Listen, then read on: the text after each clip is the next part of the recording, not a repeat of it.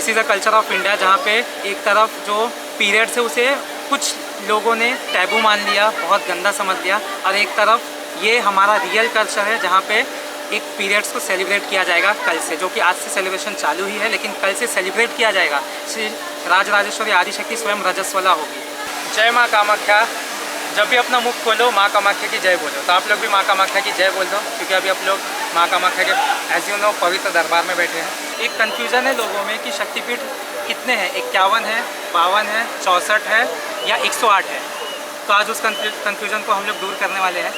आज हम लोग सिर्फ माँ कामाख्या के बारे में जानकारी प्राप्त करने वाले हैं। माँ कामाख्या के मंदिर के कुछ नियम हैं और माँ कामाख्या का मंदिर है कैसा, उसके बारे में जानकारी प्राप्त करेंगे। जय माँ कामाख्या, जय माँ काली। और आज अपना है ओमकारेश्वरी, आज अपना है सेकेंड डे माँ कामाख्या के दरबार में। और कल हम लोग ने रात में दर्शन, कल आप लोगों को दर्शन करा दिया था माँ कामाख्या के, हम लोग ने भी दर्शन ले लिए थे। तो कल डायरेक्टली नीचे से ऊपर नीलाचल पहाड़ी पे जाने के लिए गाड़ियाँ थी अवेलेबल। आज एंडिंग का डे है, आज एंडिंग का डे है। आज सुबह से बारिश हो रहा है यार, कल भी बारिश हुआ था पर कल रुक गई थी बारिश, इतनी नहीं थी। आज सुबह से बहुत बारिश हो रही है। तो आज एंडिंग का डे है। तो एंडिंग का डे मतलब आज रात को करीबन 2 बजे के बाद अम्बुबाची पर्व लग जाएगा। तो उसके बाद कल से माँ कामाख्या का दरबार 3 दिनों के लिए बंद हो जाएगा और 3 दिनों तक अम्बुबाची फेस्टिवल स्टार्ट हो जाएगा।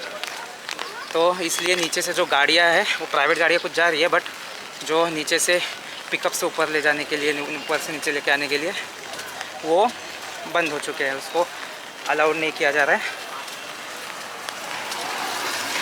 तो आज के इस वीडियो में अंधेरा हो रहा है क्योंकि बारिश हो रही है। आज के इस वीडियो में ऐसा कि आप कुछ इंटरेस्टिंग से फैक्ट जानने वाले अपन लोग। आप लोगों को तो वैसे भी पता है कि जो माँ कामाख्या का दरबार है वो 51 शक्तिपीठों में से एक है। तो जो माँ कामाख्या का दरबार है वो 51 शक्तिपीठों में से एक महत्वपूर्ण स्थान है। तो लेकिन यहाँ पे शक्तिपीठों की संख्या देखी जाए तो 51, 52, 64, 64 और 108। तो फिर एक्चुअल में शक्तिपीठ है कितने, तो आप उन लोग जाके आज जानेंगे शक्तिपीठ है कितने, माँ कामाख्या का दरबार उसमें क्या इंपॉर्टेंस रखता है शक्तिपीठों में। तो आप लोग दरबार में जाके ही जानेंगे। आज के वीडियो में यही जानने वाले अपन लोग, इंपॉर्टेंस ऑफ माँ कामाख्या का दरबार, महामाया का, और थोड़े से मिथ भी क्लियर करेंगे आज के वीडियो में। आज सेकेंड डे का चलते हैं दर्शन के लिए। तो नीचे से हम लोग पैदल आ रहे हैं। तो पहला थोड़ा सा ट्रैकिंग करने पे लगभग बोर्ड पे लिखा हुआ है ऑफिशियली कि 2.5 किलोमीटर का ट्रैकिंग है, लेकिन 2.5 किलोमीटर नहीं है, ट्रैकिंग ज़्यादा है मेरे हिसाब से, क्योंकि जिगजैग पैटर्न में रोड है।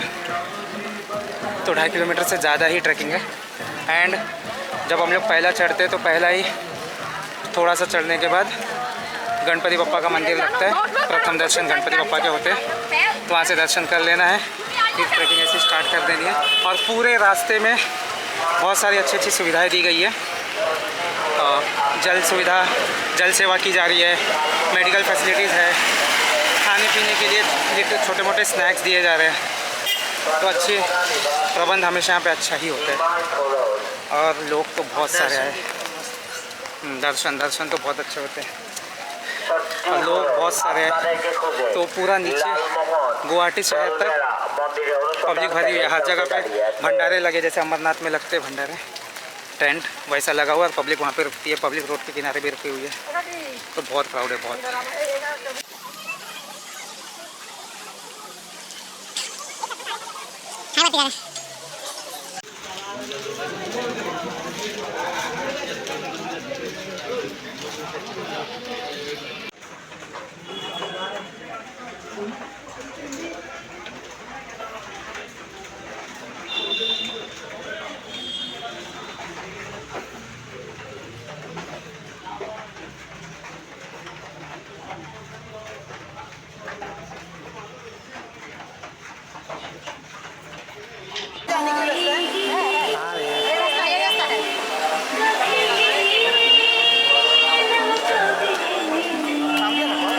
तो ऐसे कि बैक साइड में रास्ता है और रास्ते से ऊपर जाने के लिए ऐसे बीच बीच में शॉर्टकट सीढ़ियाँ भी है। जैसे जिगजैग रास्ता है तो शॉर्टकट सीढ़ियाँ बीच में से उसको जॉइन करती है। तो इफ़ यू आर कैपेबल तो सीढ़ियों का यूज़ करके चल लो, नहीं तो एजड हो जिसको सांस की प्रॉब्लम हो ये सीढ़ियाँ यूज़ ना करें, वो रास्ते से ही जाए। रास्ता बहुत अच्छा वेल मेंटेन्ड रास्ता है माँ कामाख्या का, तो रास्ते का ही प्रयोग करें और जो कैपेबल है वही सीढ़ियों का यूज़ करें। जय माँ कामाख्या। और हम लोग माँ कामाख्या के भैरव उमानंद भैरव, वो यहाँ से कुछ 7-8 किलोमीटर दूर पे एशिया की नदी के अंदर की सबसे छोटे टापू पे है। उस टापू का रिकॉर्ड भी है, उसे उमानंद या फिर पिकॉक आइलैंड बोला जाता है। पिकॉक आइलैंड एक ब्रिटिशर ने उसे नाम दिया पिकॉक आइलैंड, असली नाम है उमानंद। और वहाँ पे उमानंद भैरव, माँ कामाख्या के भैरव का मंदिर भी है। तो हम लोग सुबह में वहाँ पे गए थे, लेकिन ब्रह्मपुत्र नदी फुल ओवरफ्लो है। हम लोग ने जहाँ पे स्टे किया उसके सामने ब्रह्मपुत्र नदी है, तो वहाँ से मैं दिखाऊंगा। फुल ओवरफ्लो इसलिए बोटिंग बंद हो जाती है, बोट से ही जा सकते हैं वहाँ पे, तो बोटिंग बंद है, तो उस वजह से फिर हम लोग रिटर्न आ गए। लेकिन जब भी माँ कामाख्या के दर्शन के लिए आएंगे या फिर किसी भी शक्तिपीठ के दर्शन को जाते हैं, तो पहले भैरव बाबा के दर्शन करना मैंडेटरी है। भैरव बाबा के दर्शन करने के बाद ही माँ के दर्शन लेने चाहिए, लेकिन अभी फ़िलहाल वो पॉसिबल नहीं है बारिश की वजह से, इसलिए हम लोग फिर आ गए माँ के दर पे। और ये इस टाइप की सीढ़ियाँ हैं।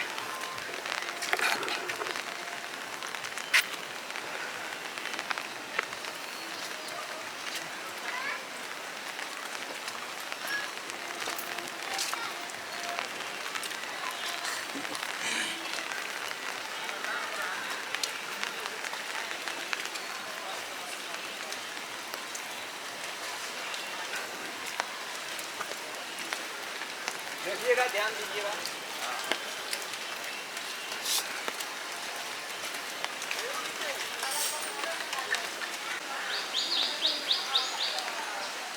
ये रास्ता है, यहाँ से ट्रैकिंग करके ऊपर है। ट्रैकिंग वाला रास्ता नीचे से रोड गया है सीधा, तो ये रास्ता सीधा जाता है माँ कामाख्या के दरबार को। और यहाँ से एक रास्ता कट होता है, यहाँ पे है माँ बगलामुखी का मंदिर। तो यहाँ पे भी ट्रैकिंग है माँ बगलामुखी की, ऊपर माँ बगलामुखी का मंदिर है।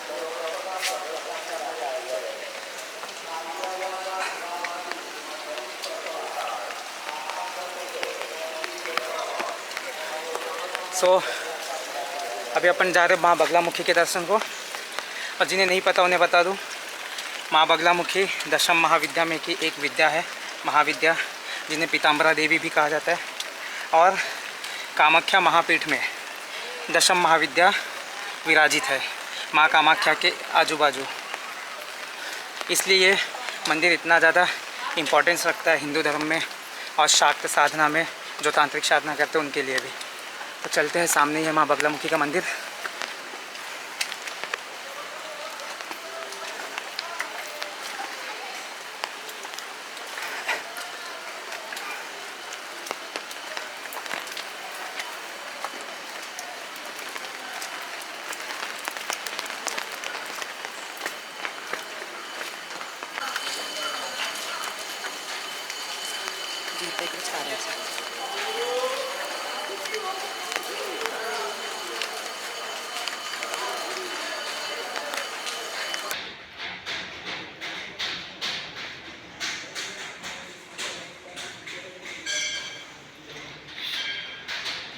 तो अपने बगलामुखी के दर्शन हो चुके हैं।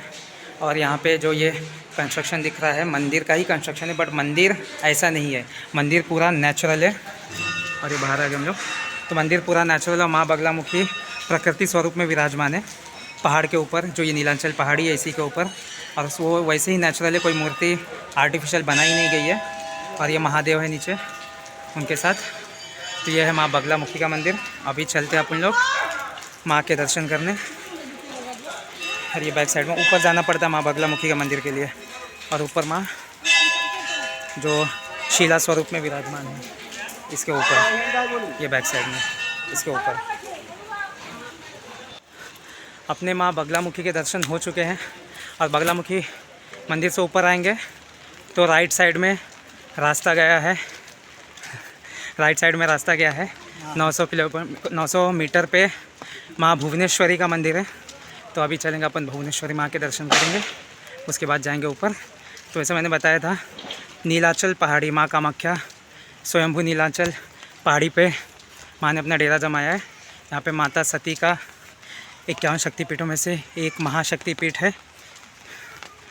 तो यहाँ पे जो है दशम महाविद्या, वो सारी की सारी जागृत अवस्था में यहाँ पे है। तो अगर हम माँ कामाख्या के दर्शन को आते हैं तो उनके दर्शन के साथ साथ दशम महाविद्या के दर्शन करने का भी सौभाग्य मिलता है, आशीर्वाद लेने का सौभाग्य मिलता है। तो चलते हैं माँ भुवनेश्वरी के दर्शन को। ये माँ भुवनेश्वरी के मंदिर को जाने वाला रास्ता है ये, और यार स्वर्ग से कम नहीं दिख रहा है ये रास्ता, ये सामने रास्ता।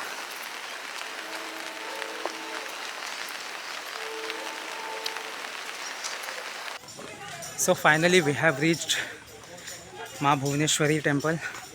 ये गेट है माँ भुवनेश्वरी का, और यहाँ से भी सीढ़ियाँ है। 900 मीटर लिखा हुआ था बट 900 मीटर नहीं है ज़्यादा। तो यहाँ से भी सीढ़ियाँ हैं भुवनेश्वरी माता के मंदिर तक जाने के लिए। सामने ही मंदिर है, ज़्यादा कुछ नहीं है दूर।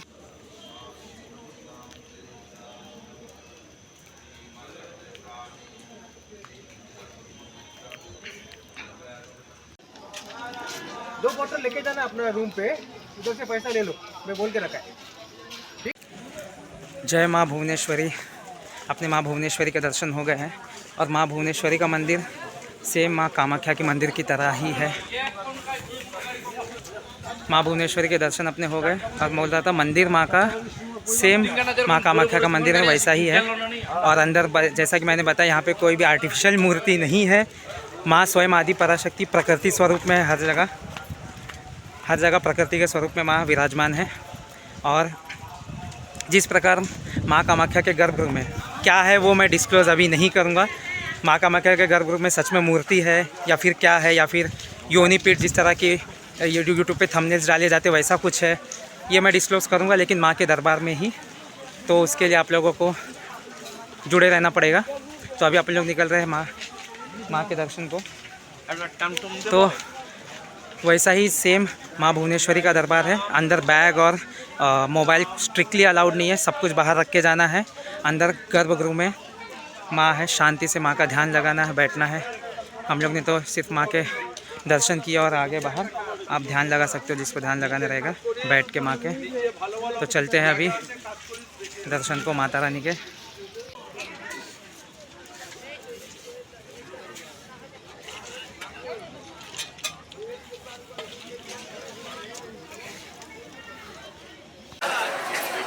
सो फाइनली अपन लोग माँ के दरबार में फिर से आ गए। और आज का ये क्राउड है, आज बहुत, कल हम लोग को 4 से 5 घंटे लगे थे दर्शन करने को। आज मेरे ख्याल से उससे भी ज़्यादा टाइम लगने वाले हैं जर्नल क्यू में दर्शन करने को। तो ये माँ का कामाख्या का दरबार है। जय माँ कामाख्या।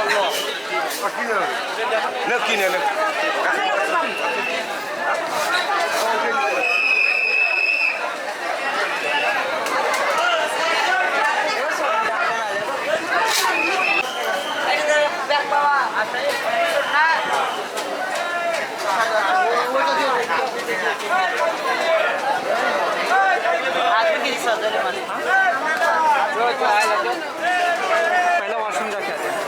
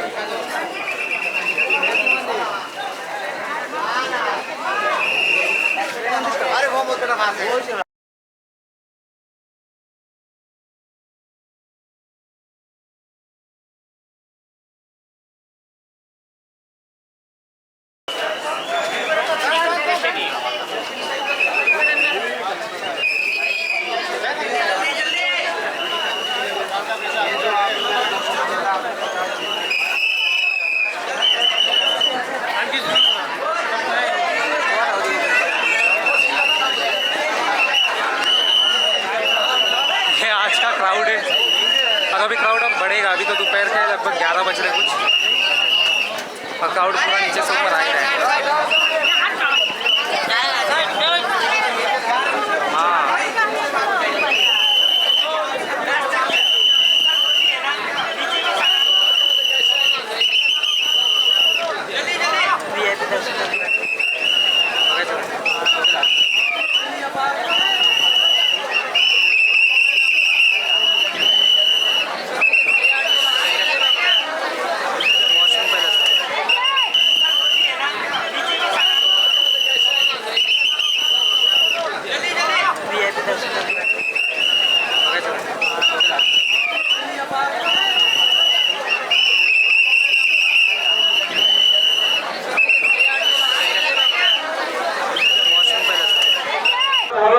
तो अपन लोग माँ के दरबार में आ चुके हैं, आप लोग भी कर लो। ये माँ का गर्भगृह है, माँ के गर्भगृह के दर्शन। और अपन लोग अभी अंदर जाएंगे, करीबन 4 से 5 घंटे, उससे भी ज़्यादा लग सकते हैं दर्शन को।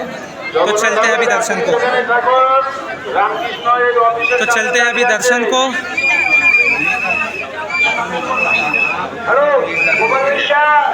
और ये माँ कामाख्या का दरबार। और यहाँ पे VIP दर्शन भी होते हैं, बट VIP दर्शन इस टाइम पे बंद रहते हैं। 501 या 701 रुपये है, उसमें भी आपको लगभग 1 से 1.5 घंटे जाते ही जाते हैं, लेकिन अम्बुबाची में VIP दर्शन बंद रहता है। तो माँ so we have got our VIP ticket, 501 रुपये का VIP टिकट है। अभी 3 बजे दर्शन चालू होगा, तो उसके बाद लगभग 1 घंटे में हमें दर्शन मिलेंगे। तो हम लोग ने, जैसे कि मैंने बताया, पहले हम लोग ने पूछा कि VIP टिकट चालू होगा, तो उन्होंने बोला नहीं। लेकिन इस साइड में आया ना, तो काउंटर दिखा, तो काउंटर 12 बजे ओपन हो गया था। तो हमें बहुत आज गर्दी है, तो दर्शन ने VIP दर्शन नहीं लेना चाहिए वैसे, लेकिन हम लोग का लाइन में लगे थे। तो आज हम लोग ने 501 रुपये का डोनेशन दे के दर्शन, एक्चुअली VIP दर्शन नहीं, डोनेशन दर्शन बोला जाता है। तो डोनेशन दे के हम लोग ने कूपन ले लिया, ये कूपन है। और अभी लगभग 100 जन को ये कूपन मिलेगा, 100 जन के बाद नहीं मिलेगा, ऐसा सुनने में आया। तो फिर उसके बाद 3 बजे माँ का मंदिर ओपन होगा, 3 बजे, हाँ दोपहर में मंदिर थोड़ा बंद होगा, फिर 3 बजे ओपन होगा। तो 3 बजे दर्शन के लिए स्टार्ट होगा। लगभग 1 घंटे या 1.5 घंटे में होपफुली दर्शन मिल जाने चाहिए ये पास के साथ में। और जो जर्नल क्यू है, वो तो कम से कम 7 से 8 घंटे लग रहे हैं दर्शन को, जर्नल क्यू के लिए। जय माँ कामाख्या। तो अपने माँ कामाख्या के दर्शन फिर से हो गए। तो ये है सामने माँ तारा का मंदिर, ये रास्ते में ही है। तो अभी आ गए माँ तारा के मंदिर में, तारा माता के दर्शन करने को।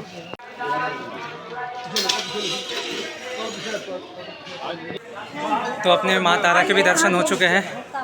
और यह है माँ तारा का मंदिर, और यह है महामाई कामाख्या का मंदिर, दोनों पास पास में ही है। से बगलामुखी और माँ भुवनेश्वरी का मंदिर लंबा है नीचे, बट माँ तारा और माँ कामाख्या पास पास में है।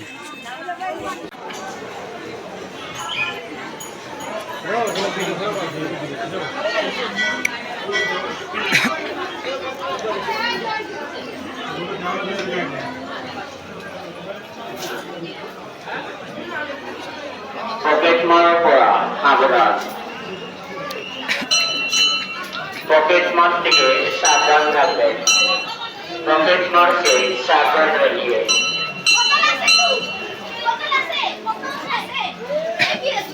আপনার নিজের পাশ মোবাইলে नजर रखবেন, পকেট মার থেকে सावधान रखবেন। जय माँ कामाख्या। जब भी अपना मुख खोलो माँ कामाख्या की जय बोलो। तो आप लोग भी माँ कामाख्या की जय बोल दो, क्योंकि अभी आप लोग माँ कामाख्या के एज यू नो पवित्र दरबार में बैठे हैं। और आज अपना माँ कामाख्या का 2nd डे का दर्शन भी हो चुका है। और अभी हम लोग फिलहाल ये कुंड के पास से, इस कुंड को बोला जाता है सौभाग्य कुंड। तो गाइस अभी अपन लोग इस कुंड के पास है, और इस कुंड को बोला जाता है सौभाग्य कुंड। और इसमें माँ कामाख्या के कछुए भी है, जो छोटे छोटे कछुए, वो माँ कामाख्या के कछुए। और बड़े कछुए भी इसके अंदर जो दिखाई नहीं देते, पुजारी जी खाना खिलाने आते तो वो कछुए बाहर आते हैं। और वहाँ पे उनको डिवाइड कर दिया गया, वहाँ पे स्नान करने के लिए चीज़ों जगह बना दी गई है। तो ये है सौभाग्य कुंड। यहाँ पे माँ कामाख्या का जो कपड़े हैं, वस्त्र हैं, वो यहाँ पे धुले जाते हैं। तो मैंने आप लोगों से सुबह में ही बोला था कि आज की इस वीडियो में, जैसा कि आप लोगों को पता है कि माँ कामाख्या का जो दरबार है वो 51 शक्तिपीठों में से एक महत्वपूर्ण शक्तिपीठ है। तो एक कन्फ्यूज़न है लोगों में कि शक्तिपीठ कितने हैं, 51 है, 52 है, 64 है या 108 है। तो आज उस कन्फ्यूज़न को हम लोग दूर करने वाले हैं। श्रीमद् देवी भागवत के अनुसार जो शक्तिपीठों की संख्या है वो टोटल है 108। शिव चरित्र के अनुसार जो शक्तिपीठों की संख्या है वो है 51, 51। काली पुराण में जिन शक्तिपीठों की संख्या को बताया गया है वो है 26। और दुर्गा सप्तशती और तंत्र चूड़ामणि के अनुसार जो शक्तिपीठों की संख्या बताई गई है वो 52 बताई गई है, 52। तो इसमें से हमारे भारत में जो 51 की संख्या है उसको सबसे ज़्यादा मान्यता प्राप्त दी गई है, मान्यता दी गई है। तो जो शक्तिपीठों की संख्या है वो अगर मान्यता प्राप्त शक्तिपीठ देखा जाए तो वो है टोटल 51 यानी 51। और उन 51 शक्तिपीठों में से एक महत्वपूर्ण शक्तिपीठ है माँ कामाख्या शक्तिपीठ। और एज यू नो शक्तिपीठ बने कैसे, तो उसकी स्टोरी मैं बड़े में नहीं बताऊँगा। तो शक्तिपीठों का निर्माण हुआ कैसा था इसकी तो जानकारी किसी को देने की गरज नहीं है, फिर भी मैं छोटे से मैं उसकी स्टोरी बता देता हूँ। वैसे सबको ही पता है शक्तिपीठों का निर्माण हुआ कैसा था। एज यू नो माता सती अपने पिता दक्ष के यहाँ पे गई यज्ञ में, वहाँ पे राजा दक्ष ने उनका अपमान किया, महादेव का अपमान किया, जो सब माता सती को जो बिल्कुल भी पसंद नहीं आया, और माता सती ने वहाँ पे अपना आत्मदाह कर दिया। उसके बाद महादेव ने तांडव शुरू कर दिया माता सती को लेकर, एंड उस तांडव की वजह से जो अपना सृष्टि ब्रह्मांड है वो ख़त्म होने लगा। तो श्री हरि विष्णु ने, जो कि अपनी सृष्टि के पालन करता है, उन्होंने अपने सुदर्शन चक्र से सूक्ष्म रूप में माता सती का जो शरीर है उसके टुकड़े कर दिए, और वो टुकड़े जहाँ जहाँ इस पृथ्वी पर गिरे वहाँ वहाँ शक्तिपीठों का निर्माण हुआ। माता सती के मनुष्य शरीर का जो गर्भ और योनि भाग है वो यहाँ ज्योतिष प्रज्ञ में गिरा था, जो एरिया है गुवाहाटी का। ये इसका पहला नाम, जो अभी हम लोग कामाख्या के रूप से जानते हैं, इसका पहला नाम कामरूप हुआ करता था, और उससे भी पहले इसे ज्योतिष प्रज्ञपुर बोला जाता था। तो माता सती का जो गर्भ है और योनि भाग है वो यहाँ पे गिरा था, तो इसलिए ये सबसे ज़्यादा इम्पॉर्टेंट शक्तिपीठ है 51 शक्तिपीठों में से। और इन टोटल 51 शक्तिपीठों में से 4 शक्तिपीठ है जिसे आद्य शक्तिपीठ बोला जाता है, यानी सबसे महत्वपूर्ण शक्तिपीठ। तो इसमें 4 मुख्य शक्तिपीठ है जिन्हें आदिपीठ कहा जाता है, आदि शक्तिपीठ कहा जाता है। उसमें से फर्स्ट है मुखखंड, दूसरा है स्तनखंड, तीसरा है योनिखंड और चौथा है पदखंड। तो उसमें से एक है योनिखंड, जो है कामरूप निवासी माँ कामाख्या देवी का दरबार। तो ये शक्तिपीठ सबसे ज़्यादा इम्पॉर्टेंट है 51 शक्तिपीठों में, और तांत्रिकों की तंत्र साधना के लिए। जैसा कि आप लोग देख सकते हो मेरे बैक साइड में, एक्चुअल में ये तंत्र साधना नहीं है, ये मंत्र जाप हो रहा है। तंत्र साधना जो लोगों के माइंड में एक गंदगी भरी हुई है कि तंत्र साधना यानी बहुत गलत चीज़ होती है, वैसा कुछ नहीं होता। तो उसके बारे में अपन कभी अलग बात करेंगे, तंत्र साधना के बारे में। तो यहाँ पे जैसा कि यूट्यूब पे बताया जाता है, अजीबोगरीब से थंबनेल लगाए जाते हैं कि माँ कामाख्या और फीमेल प्राइवेट पार्ट का फ़ोटो लगाया जाता है। ऐसा कुछ भी नहीं है यहाँ पे माता सती का गर्भ गिरा था, गर्भ। तो यहाँ सृष्टि की उत्पत्ति यहाँ से होती है। सो हम लोग यहाँ पे क्यों आए? हम लोग यहाँ पे आप लोगों को माँ के दर्शन कराने के लिए लेके आए हैं। एंड जो अम्बुबाची फेस्टिवल है, जो अम्बुबाची मेला या पर्व कहा जाता है, एक्चुअल में अम्बुबाची मेला नहीं है, जो मेला वर्ड दिया गया है। लोगों को सुन के ऐसा लगता है कि बहुत बड़ा मेला लगता रहेगा, ऐसा कुछ भी नहीं है। ये एक प्रकार का फेस्टिवल है, पर्व है, लोकल पर्व है, एसमीस फेस्टिवल अम्बुबाची। इसके बारे में डिटेल में मैं कल अम्बुबाची लगने वाला है, तो कल ही मंदिर बंद हो गए, कपाट बंद हो गए। मैं डिटेल में कल बताऊँगा अम्बुबाची के बारे में। आज हम लोग सिर्फ माँ कामाख्या के बारे में जानकारी प्राप्त करने वाले हैं। माँ कामाख्या के मंदिर के कुछ नियम है और माँ कामाख्या का मंदिर है कैसा, उसके बारे में जानकारी प्राप्त करेंगे। सो दोस्तों, आप लोगों ने जो भी यूट्यूब पे या नेट पे जो थंबनेल देखते हो ना, और इमेजेस देखते हो माँ कामाख्या के बारे में, वो घटिया 3rd क्लास इमेजेस, वो सारी की सारी फेक है। मंदिर में ऐसा कुछ भी नहीं है। क्लियर फिर से मैं कर रहा हूँ, मंदिर में ऐसा कुछ भी नहीं है। बिग नो, जो फीमेल बॉडी पार्ट्स और जो भी दिखाया जाता है यूट्यूब पे अपने सब्सक्राइबर को व्यू ग्रो करने के लिए कुछ भी थंबनेल डाल देते हैं, तो ऐसा कुछ नहीं है। तो मंदिर के बारे में आप लोगों को एक बेसिक नॉलेज दे देता हूँ। माँ कामाख्या का मंदिर, अंदर जब हम जाते हैं मंदिर के, तो वहाँ पे जैसा बोला जाता है कि कोई भी मूर्ति नहीं है।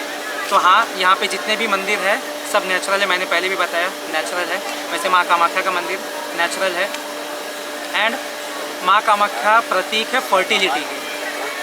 तो इसलिए क्योंकि माँ कामाख्या, यहाँ पे माँ सती का गर्भ गिरा था, तो माँ कामाख्या फर्टिलिटी की प्रतीक है। सो जब हम लोग मंदिर के अंदर जाते हैं, मंदिर के अंदर प्रवेश करते हैं, तो माँ कामाख्या की मूर्ति है।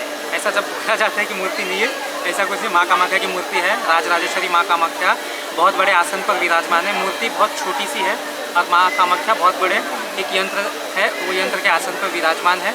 उसके बाद हम गर्भगृह में एंटर करते हैं। माँ कामाख्या की मूर्ति पहले है, और उसके बाद हम गर्भ में एंटर करते हैं। और जब गर्भ में आप एंटर करोगे, तो अगर आप में थोड़ी सी भी सेंसिटिविटी है, कि बॉडी अगर सेंसिटिव एनर्जी को कैच कर सकती है, तो आपको पता लगेगा कि हम माँ के गर्भ में जा रहे हैं, और वहाँ पे आप सारी चीज़ें भूल जाओगे। तो जब हम गर्भ में उतरेंगे, तो वहाँ पे माँ का महायोनि कुंड है, और महायोनि कुंड में जो योनि कुंड है वो हमेशा एक सोने की चादर से ढका हुआ रहता है। वो किसी को देखने का परमिशन नहीं है, और वहाँ से हमेशा अमृत बहता हुआ रहता है। जी हाँ, जो पानी है उसे अमृत बोला जाता है, अमृत बहता हुआ रहता है। एंड हाँ, एक और बात, उस अमृत को, उस जल को आप लोग घर पे भी लेके आ सकते हो, बट प्लास्टिक के कैंस और डब्बे यूज़ मत करना, वरना मार खाओगे अंदर।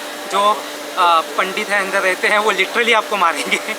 तो हम लोग ने भी लिया है, तो आपने एक मेटल का, कोई भी लोटा मेटल का, शुद्ध जो पात्र हो मेटल का, पूजा पात्र हो, वो लेके जाना है, तांबे का या पीतल का, और उसमें आप वो जल भर के ला सकते हो। और यहाँ पे आपको जल को टच करने दिया जाता है। माँ का योनि कुंड में जो जल है वो टच करने दिया जाता है। तो इतना महान शक्तिपीठ है और वो अमृत कुंड है। उसके स्टोरी मैं कल बताऊंगा कि अमृत कुंड कैसे है वो। एंड माँ का योनि कुंड है, उसके बाजू में 2 कुंड और है, मतलब कुंड ही है वो, और वहाँ पे 2 पीठ है, वो महालक्ष्मी और महासरस्वती का पीठ है, माँ कामाख्या। एंड उसके बाजू में ही छोटा पीठ है महालक्ष्मी एंड महासरस्वती। तो ये है माँ कामाख्या के गर्भगृह का जो रियल एक मैंने ऊपर से आपको बता दिया वो हिस्सा। अंदर जैसा थंबनेल में दिखाया जाता है कुछ भी आलतू फालतू जैसा, वैसा कुछ भी नहीं है। और रही बात अम्बुबाची की, तो अम्बुबाची का रहस्य हम लोग कल जानने वाले हैं। तो इस वीडियो को हम लोग थोड़ा सा यहाँ पे परमाइसेस में घूमेंगे, थोड़ी सी हम लोग भी मंत्र साधना करेंगे, थोड़ा सा माँ का ध्यान लगाएंगे। तो इस वीडियो को हम लोग यहाँ पे एंड करते हैं। एंड जो भी मैंने इसमें जानकारी दी है हो सकता है मैं गलत हो जाऊँ, तो अगर मेरे से बड़ों को जानकारी मालूम होगी जिसमें थोड़ी गलती तो मुझे माफ़ करें, माँ कामाख्या माफ़ करें। मैं अभी भी मैं अबोध बालक ही हूँ माँ के सामने, हम सभी अबोध बालक हैं। And this is not a content. मैं कंटेंट क्या होता है मुझे पता नहीं है। जो भी नॉलेज मेरे पास है मैं आप लोगों के साथ शेयर करता हूँ एंड आप लोगों को दिखाने की कोशिश करता हूँ कि अपना कल्चर कितना महान है। See this is a culture of India, जहाँ पे एक तरफ जो पीरियड्स है उसे कुछ लोगों ने टैबू मान लिया, बहुत गंदा समझ लिया, और एक तरफ ये हमारा रियल कल्चर है जहाँ पे एक पीरियड्स को सेलिब्रेट किया जाएगा कल से, जो कि आज से सेलिब्रेशन चालू ही है लेकिन कल से सेलिब्रेट किया जाएगा। श्री राजराजेश्वरी आदिशक्ति स्वयं रजस्वला होगी, तो वो जो नज़ारा है वो हम उसकी जानकारी हम कल लेंगे। तब तक के लिए जय माँ Kamakhya, stay tuned with us guys. और अभी तक आपने हमारे चैनल को सब्सक्राइब नहीं किया तो जाके सब्सक्राइब कर देना, लाइक शेयर एंड कमेंट्स कर देना, शेयर कर देना। ये नॉलेज अगर आप लोगों को अच्छी लगी होगी तो एक बार कमेंट सेक्शन में भी लिख देना जय माँ कामाख्या, जय माता दी। मिलते हैं कल के वीडियो में, तब तक के लिए जय माँ कामाख्या।